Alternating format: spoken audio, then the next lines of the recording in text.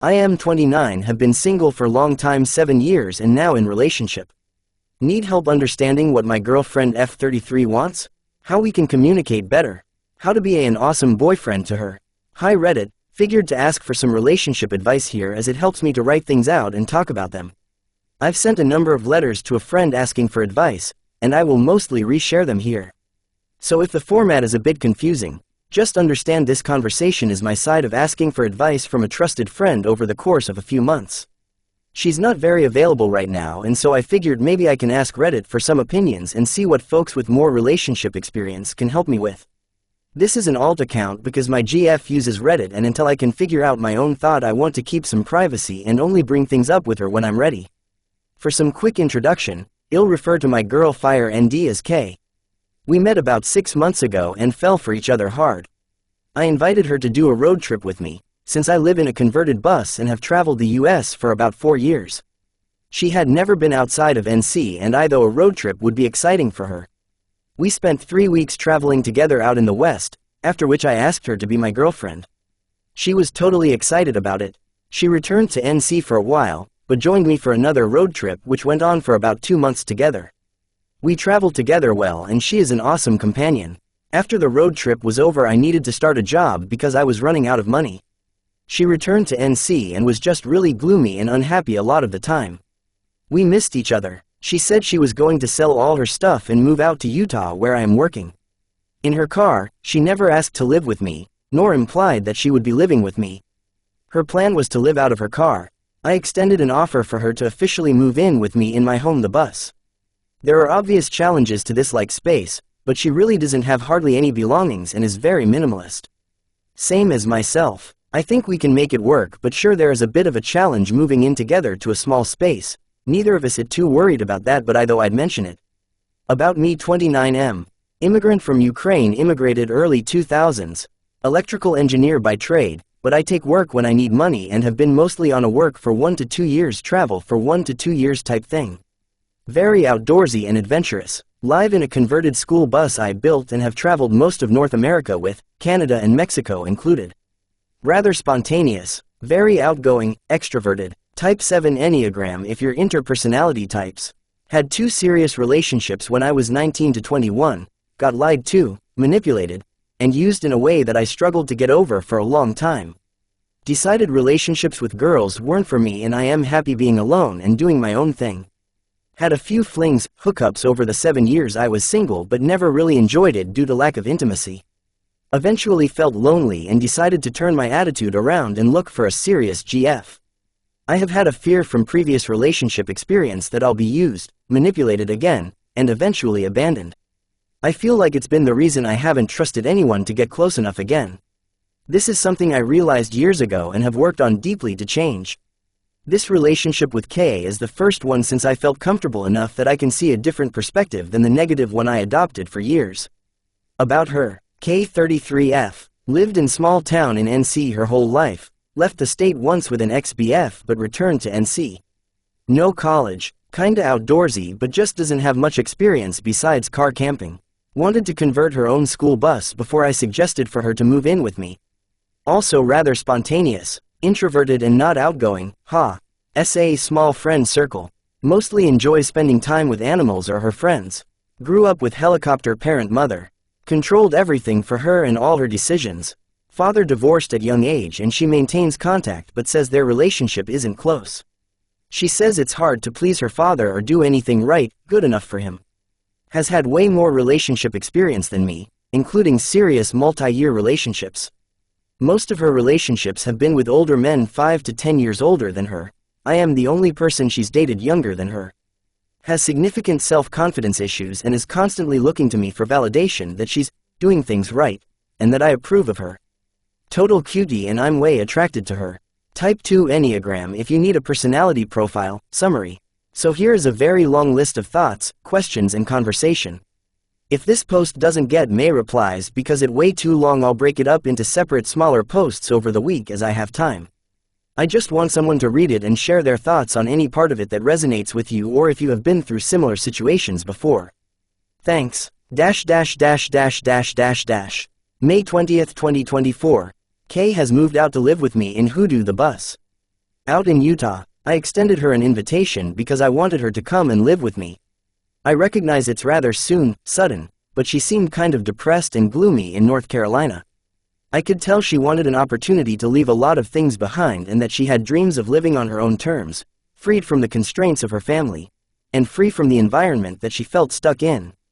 Though it is really quite soon, and I had apprehensions about her moving out with me so soon, I overwhelmingly feel honored that she trusts me enough and feels safe moving such a long distance to be with me, and that I get an opportunity to make such a big difference for her in her life. But now that she is here, I feel some of those same apprehensions resurfacing, and that's what I want to write to you about. Remember how I shared with you some of the concerns I had? The major ones being her lack of financial independence, debt, zero savings, zeros in her checking account, credit score, and low-paying job. And her lack of friend network in the new area she is moving to. I still feel like Kay is content with depending solely on me for social interaction. She doesn't seem interested in activities that could introduce her to new people, even though she has moved to a new place and expects to stay here. I need to make sure I don't come across as pushy about this subject because it upsets her when I bring it up. We discussed this clearly when we talked about her potentially moving here. I mentioned my concerns among other things that made me nervous about her move. If she doesn't make any friends here, I feel like I will be her only source of social contact, which she is fine with, but I am not. I don't feel comfortable in a situation where she lives with me in a new place without knowing anyone else or having a support network. I can fulfill this role for a while, but it will eventually become too burdensome. Our relationship would be much healthier if she had her own friends and social circles, just as I do. I want to support her in meeting new friends and hope she introduces me to them. Similarly, I want to introduce her to my friends, which I did during my motorcycle trip to Moab. While I was in Moab, Matt commented that Kay is not who he expected me to be with. He had heard me talking to him about Kay and thought she would be more outgoing, extroverted, and adventurous. Kay has expressed similar feelings of inadequacy, saying she isn't as active or outgoing as I am. I always tell her I love her for who she is and that I appreciate her spirit and desire to become more adventurous. It's what matters to me. I feel lucky to share these adventures with her and introduce her to new experiences, which she values and understands bring me more joy than doing them alone. But after Matt's comment, I wonder if he's right and if we are incompatible in this way. If that's the case, what should I do? How can I accept this without feeling limited or confined by potentially having to choose between spending time with my friends and making Kay feel left out? I suggested she join a local Facebook group called Utah Adventure Girls, which does outdoor yoga, all-girls hikes, and other activities that seem appealing. However, it's difficult to tell if she's interested, and she seemed upset when I asked if she had joined the group. I asked about 3 times over a week. Is this too much, too often? I also suggested she visit the library since she loves reading and to also hang out at the local coffee shop since I see a lot of girls there. That was an even worse suggestion because all she heard was the part about how I see a lot of girls there, and not about the context that I felt like it would be somewhere she could meet people, not me. I've considered introducing her to some girls I know who enjoy outdoor activities. My idea was to message them and say, "Hey, my girlfriend Kay is new to the area and would love someone to explore and adventure with. Can I share your number with her? Do you think this approach is okay, or could it backfire?" I realize Kay may not want to make new friends here and prefers to do everything with me.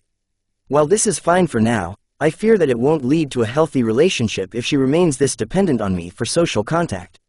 You've asked about our goals in this relationship. A major goal for me is to help Kay build her confidence. My approach might not be the only way, and so I seek other suggestions. Other aspects of her life are helping her gain confidence, so maybe this can come later. Moving here was a big step for her, and she has gotten her motorcycle license and is learning to ride off-road. She is also improving in communicating her wants and needs to me, which really started out difficult. I often felt like we were only doing things that I wanted to do and she was just agreeing with me because she's just learned she needs to be agreeable at all costs. This has gotten better for sure. However, I still struggle to understand what she wants, and when I guess wrong, she gets upset. Recently, I discovered that her car won't go over 80 miles per hour and has 4 of my key features that limit its functionality. These features, intended for teenage drivers. Her mother bought the car and registered it in her name, which limits Kay independence. This situation highlights the broader issue of her lack of confidence and independence. It hurts that my attempts to help often make her feel inadequate or like she's doing something wrong. I believe my way of bringing things up or phrasing them might be why she reacts negatively, but I don't know what I'm doing wrong or how to communicate better. This has been a big challenge, and I often avoid certain topics to prevent conflict, which leads to roadblocks in our communication.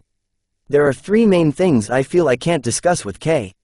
1. Topics that might upset her because they make her feel inadequate or like she's failing me. I often just discover these the hard way and add them to a list of topics not to bring up with her. 2. Offers to help her, which she might perceive as sacrifices on my part. For example, I offered to use my Gemini bankruptcy money to pay off her high-interest loans with no strings attached, but she declined, sharing stories of past experiences with her mother and an ex-boyfriend. She never explicitly said she didn't want my help, but I assumed based on her stories. When I made this assumption, she got upset, saying I gave up too easily and needed to fight for her. This ambiguous communication is challenging for me. 3. Stories involving other girls, which make her jealous. I have many female friends who share my interests, and I worry about how to handle situations where Kay might feel insecure around them. We should discuss this more because I feel stuck and fear losing friends or hurting feelings if I can't handle this better. January 2, 2023. Greater than what are your major concerns for the relationship going forward? Okay, I actually wrote some of these out before. Here are Kay's concerns. Being distant from me, and not feeling present in my life, not being able to care for or support me physically, which she feels a need to do. Jealousy towards my adventurous lifestyle and that I have cool adventures with my friends which she is not a part of. Maybe other things? It's difficult for me to really assess her worries. It is difficult for her to share them with me, and I think it's because she is worried that by sharing her worries she is being a downer, and that I won't like her if she is just constantly being a downer. She does seem to be deflated and struggling a lot of the time on our phone calls. She says she has multiple good days in a row where she feels well, but that every now and then she goes back to being kinda sad. She wasn't at all sad or deflated, not for 1 second during our trip together. It kinda makes sense though. She left all her worries behind and the trip with me was an escape from her world. And then here are my concerns going forward. I am into her because she is into me, and I don't often find girls that are this genuinely into me. It's actually almost too much, but so far I am okay with it. That's not my real worry. My real worry is if another girl comes along that is as interested in me. I will handle such a situation by setting boundaries with whomever else may express interest in me and make it clear that I don't want to lose Kay by being anything more with them. But again, my worry is that my attraction to her comes from the intense affection she shows towards me. She is very good at reading feelings and my reaction to them. My worry is, what if I meet someone else who has the same effect on me?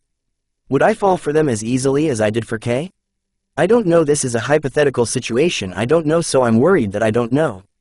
This relationship started rather quickly and rather intensely, but I wanted that and I'm okay with it. Just something that is still on my mind as a worry, I guess, because I'm still getting to know her, but now I'm looking at every new information through the lens of already being attracted to her, so my interpretation of what I learn about her going to be biased. The long distance. It obviously can't go on forever, and neither I nor her have a plan of how to be closer again other than planning occasional trips. She has a school bus and wants to convert it. It's an old one. I also suspect she is going to want to move out west if that's where I intend to stay. Her family, especially her mother, is not okay with that. All that is her decision to make and her options to weigh. I don't intend to influence her choice about this as much as possible, but it's silly because obviously just being in a relationship with her is influence enough. I have told her that my previous relationships that resulted in a breakup were all during the long-distance phase. I also have told her that I am hopeful and optimistic that it doesn't have to be the case and that I think we just have extra challenges right now to work out how to make the long-distance work, but that we can do it. That's all for now. Greater than what strengths do you see in the relationship? She is really into me. I guess I see that as a strength because I enjoy her affection and I feel like it gives me the freedom to be myself. If she wasn't as into me, I would have trouble, try hard to impress her, or feel pressured to be someone other than myself in some ways. She is attached to the genuine me, and the more I just let myself be, the more she seems into it.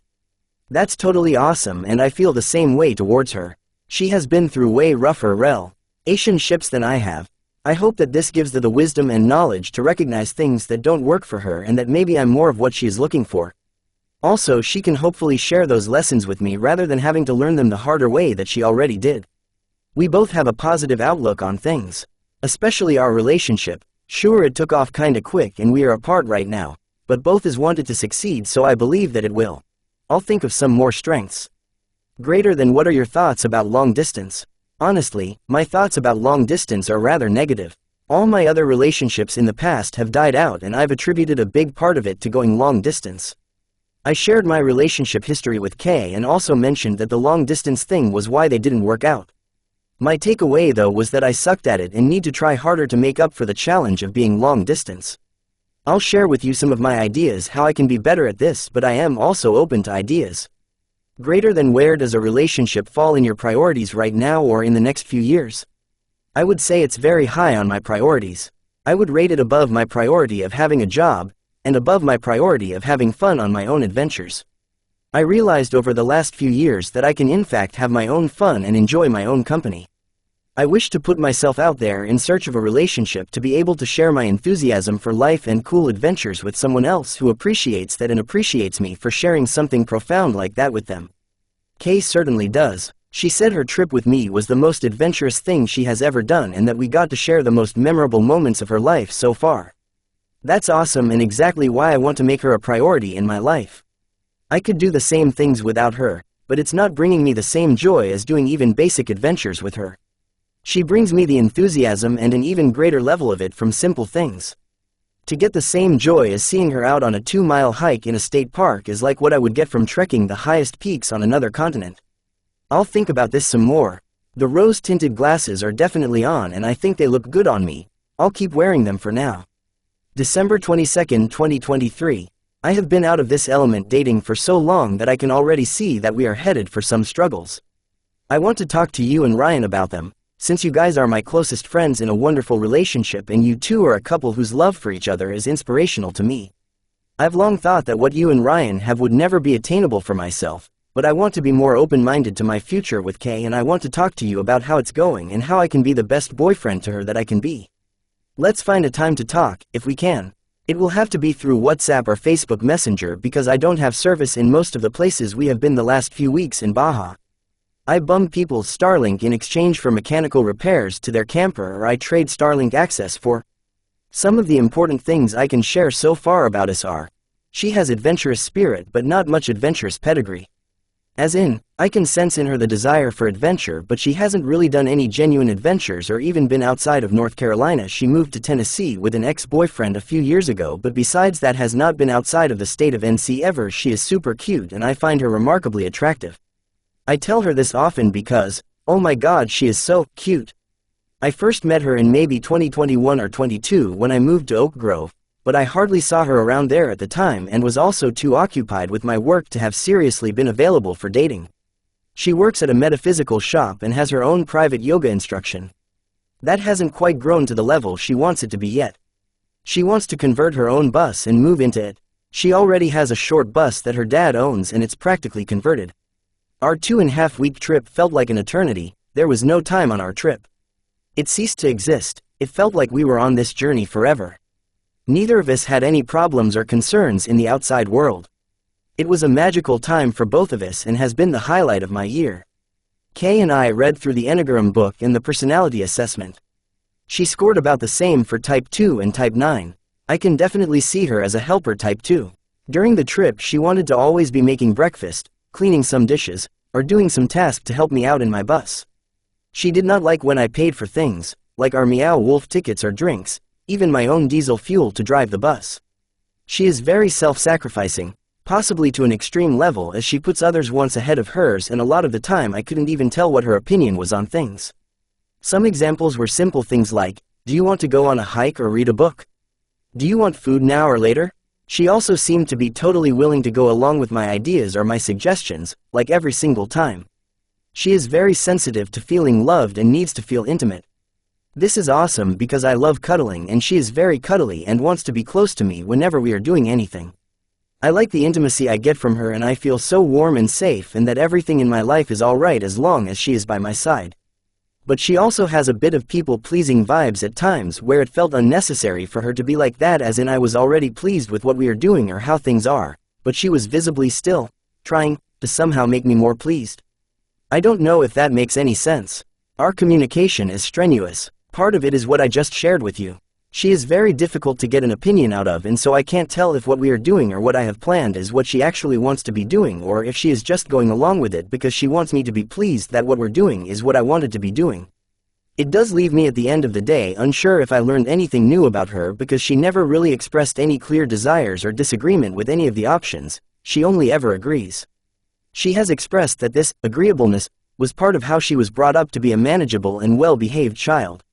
By being agreeable, she never was the source of a conflict. Anyway, I could go on about this more, but I think you get the idea. I have talked to her about how I have the sense that our communication styles are not meshing up and that I am struggling to communicate clearly with her. When I brought this up, it bothered her because she felt like she was doing something wrong. I just figured we are new to each other, and I expect this will take some time to get used to and for us to both figure each other out. That leads me into the next thing. She is very sensitive to feeling like she is doing something wrong.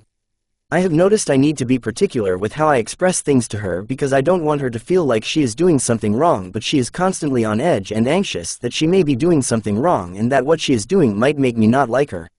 I don't really know how to handle this but guess what? It's getting in the way of our communication that I have to constantly think about how to express things to her. Even telling her this made her feel like she is doing something wrong by assuming that she is doing something wrong. Facepalm. Frankly, this is something she needs to work on within herself, but I want to help her through that.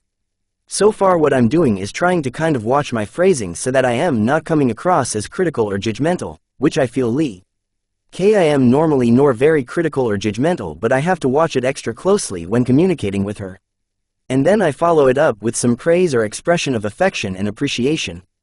This works okay, but the ratio of critical to affection has to be like 1:10, otherwise she still feels like she is doing something wrong and I won't like her. She has expressed that since our trip together was over, she is having a very difficult time back in North Carolina. Part of this is her living situation. She's been basically couch surfing for close to a year and is living with the owner of the shop she works at. And her job situation, which is that the shop I just mentioned is on the brink of closing down due to the slowing economy and not enough business. She does some of the online marketing for the shop and works in the store to fill in when the regular employees can't.